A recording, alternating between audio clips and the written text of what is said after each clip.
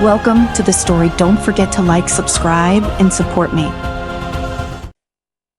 The wind howled like a wounded beast, dragging biting snow through the streets of what was once a bustling city.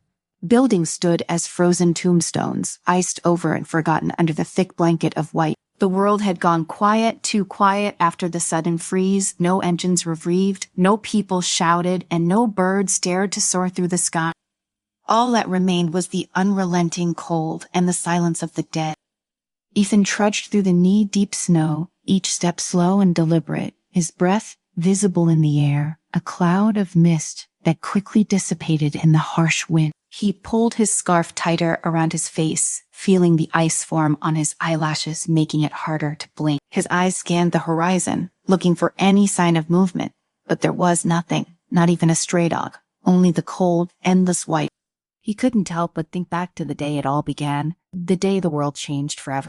It had been just another Thursday morning. Ethan had been in his lab, running simulations on climate patterns, something he dedicated his life to. There had been warnings, of course, for years. Scientists like him had predicted that something was coming, but no one had expected it to happen so fast. No one had thought it could happen in a matter of hours. It started with a drop in temperature, a small, almost unnoticeable dip. But within hours, that dip turned into a free fall. The skies darkened, clouds rolling in like a black curtain, blocking out the sun. And then the snow came at first. It was light, almost peaceful. But as the hours passed, it intensified, growing thicker and more relentless. By the end of the day, the entire city was covered in snow. Roads became impassable, cars abandoned on highway, power grids veiled as the temperature continued to drop, and then silent. The government had assured everyone that this was temporary, a freak event, but Ethan knew better. This was no fluke of nature. This was a new reality, a permanent winter. He had tried to warn people, but it was too late. Society collapsed within days. There was no time to organize, no time to prepare. People turned on each other as food ran out, and the power remained off. Stores were looted, homes ransacked, and soon enough, the city was reduced to nothing more than a frozen wasteland, littered with the remains of what once was. Ethan's seat crunched against the icy ground as he made his way back to the bunker. He could see it now, a small, nondescript building, partially buried under the snow. To anyone else, it would have looked like just another abandoned structure. But beneath it lay their temporary refuge, a place that had kept them alive for months now. He reached the heavy door and knocked 3 times. A narrow slot slid open, and a pair of wary eyes peeked through. Then the door creaked open, and Ethan stepped inside, greeted by the warmth of a small wood stove and the tense faces of the survivors. "Any luck?" Sarah asked. Standing by the fire, she was the de facto leader of their small group, a woman hardened by the realities of survival. Her brown hair was tied back in a messy bun, her eyes sharp and tired. She had once been a wilderness guide, someone who thrived in nature, but this was different even. She struggled here. Ethan shook his head, pulling off his snow-covered coat and hanging it on a makeshift rack near the door. "Nothing. It's completely dead out there. No movement, no animals, no sign of other people." Sarah's face darkened. They had been hoping to find another group of survivors, or at the very least, some food. Their supplies were running dangerously low. The bunker, while secure and insulated, was not meant for long-term living. The canned goods they had scavenged were nearly gone, and the cold made it impossible to grow anything. "What about the storm?" Sarah asked, glancing toward the small window that gave them a limited view of the outside world. "Is it coming this way?" Ethan nodded grimly. "It's moving fast. We've got maybe a day before it hits us."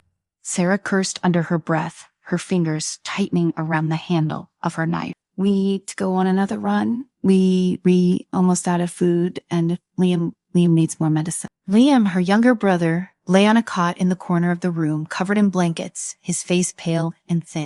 He had been sick for weeks, the cold only making things worse.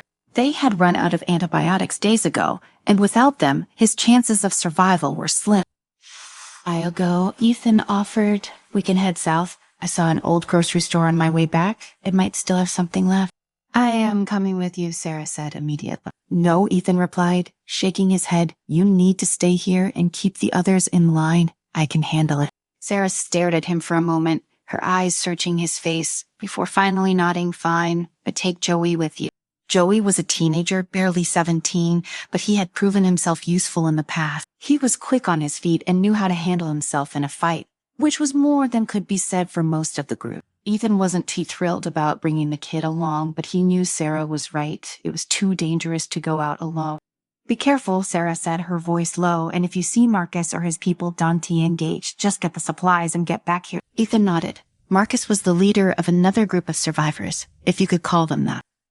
They had once tried to form an alliance with Marcus, but it quickly became clear that he was only interested in taking what they had. He ruled through fear and violence, and his men were no different. They had crossed paths a few times, but so far they had managed to avoid a direct confrontation. Ethan knew that if it ever came to that, they wouldn't stand a chance. He grabbed his gear and headed toward the door, Joey already waiting for him with a backpack slung over his shoulder. The kid looked nervous, but determined. "Ready?" asked.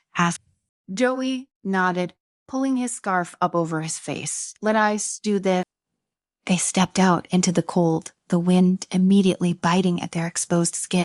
Ethan led the way, his eyes scanning the horizon for any sign of movement. The storm was still a ways off, but the sky had already begun to darken, thick clouds rolling in like a tidal wave. They didn't have much time.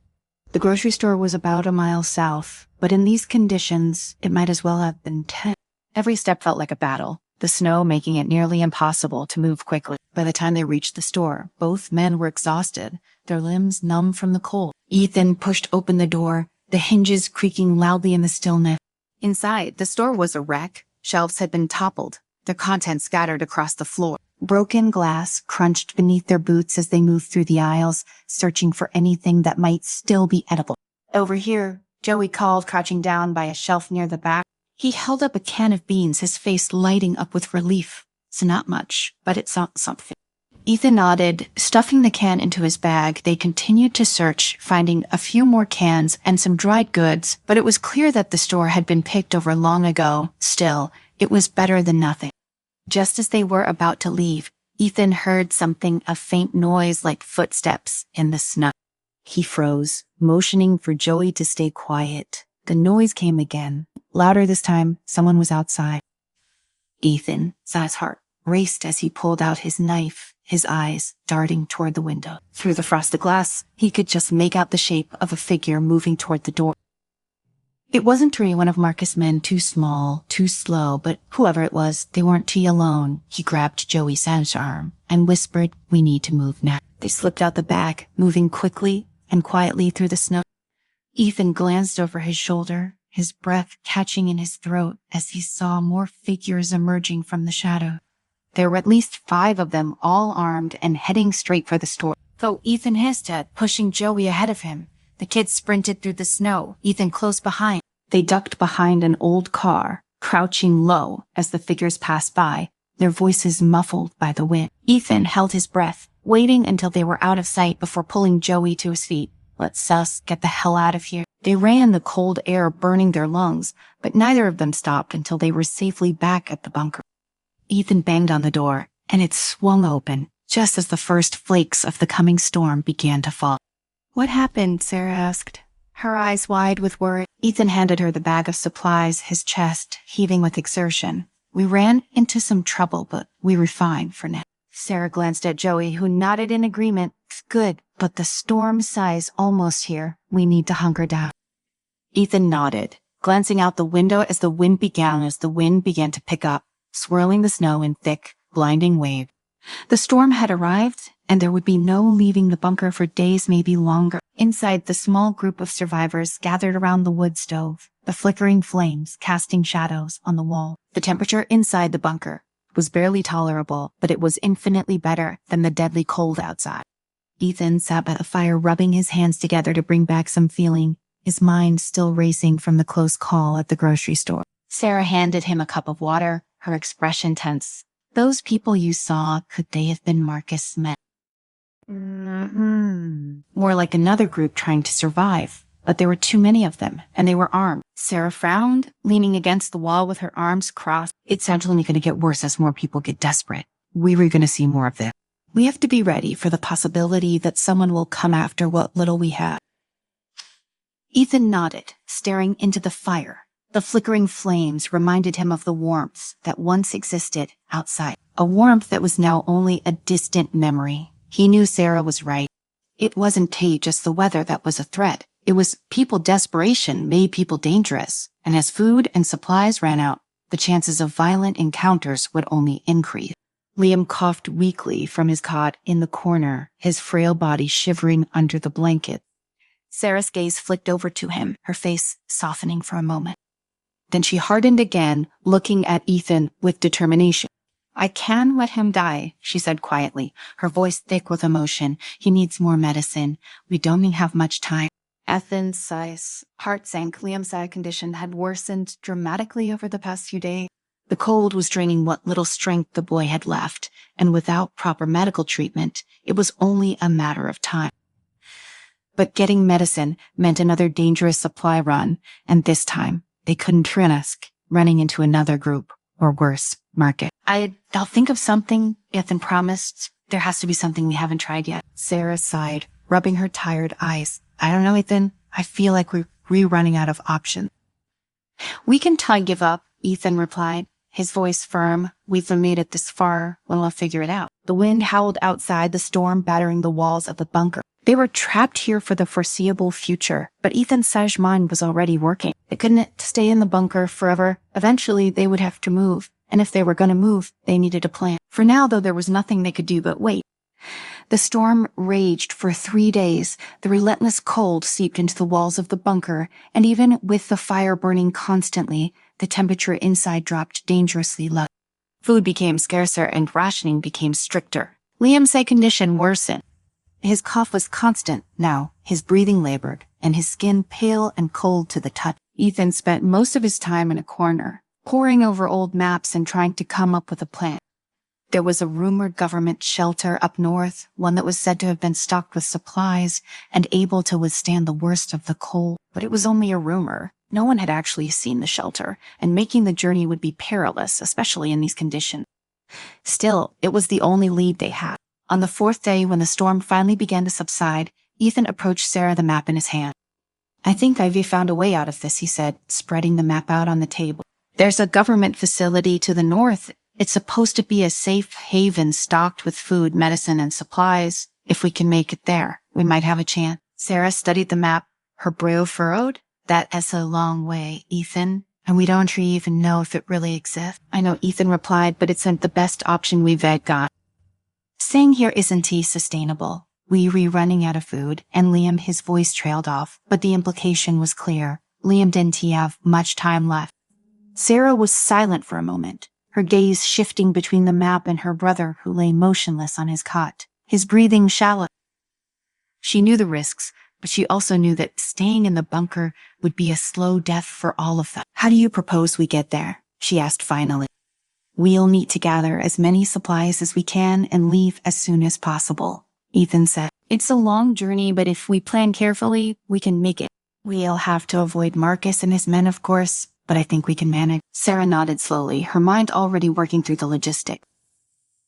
"We'll need weapons, and we'll need to move fast. If Marcus catches wind of where we were going, he'll try to take whatever we have." Agreed. Ethan said we should leave at first light tomorrow. "I'll check the weather patterns. If the storm holds off, we should have a clear window for a few days." They spent the rest of the day preparing the bunker. Supplies were divided up into packs, and weapons were sharpened. Joey, ever eager to prove himself, took inventory of their remaining food and water. It wasn't telling much, but it was bundled up in extra blankets, and Sarah made sure they had enough of his medicine to last a few more days. After that, it would be up to the shelter to provide the rest. As night fell, the group huddled together by the fire, the weight of what lay ahead heavy on everyone's mind. No one spoke much. The silence was broken only by the crackling of the fire and the occasional groan of the wind outside. Ethan sat next to Sarah, his eyes focused on the flames. "You were doing the right thing," he said quietly. "Liam needs this chance."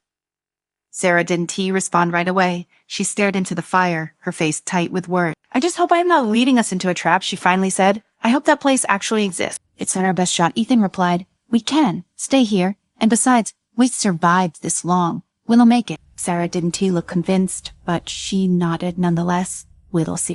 The next morning, they set out. The sun was hidden behind a thick layer of clouds, but But at least the storm had passed. The cold was still bone-chilling, but the wind had died down, making the journey slightly more bearable. Ethan led the way, the map tucked inside his jacket for quick reference, while Sarah stayed close to Liam, who was bundled up and carried on a makeshift sled. Joey followed behind, keeping an eye out for any signs of danger. The city was eerily quiet as they moved through the snow-covered street. Buildings loomed over them like silent sentinels, their windows frosted over and their doors frozen shut. Cars were abandoned on the roads, buried under layers of snow, their occupants long since gone. It was a graveyard of the old world.